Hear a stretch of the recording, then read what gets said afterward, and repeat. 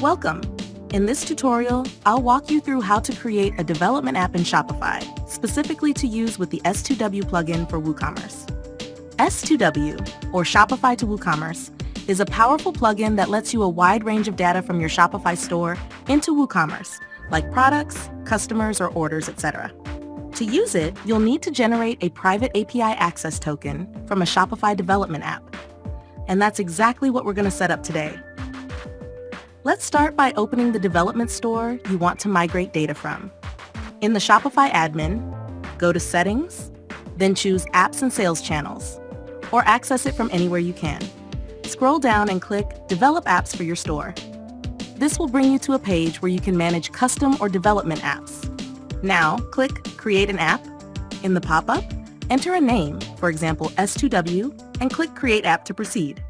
Once the app is created, you'll be taken to the configuration screen. Here, go to the Configuration tab, and under Admin API Integration, click Configure. You'll see a list of permissions.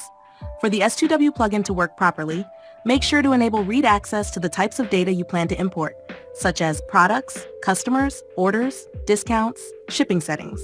For customers specifically, access to custom Level 2 PII apps requires a Shopify plan of Grow or higher.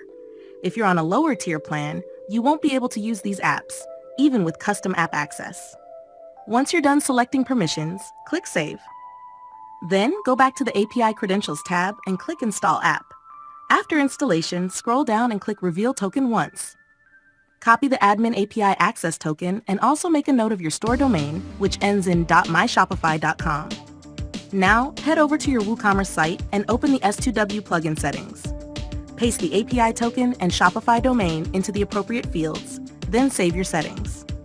Once everything is connected, you'll be able to access the full range of import options, including products, customers, orders, and more, right from the plugin dashboard.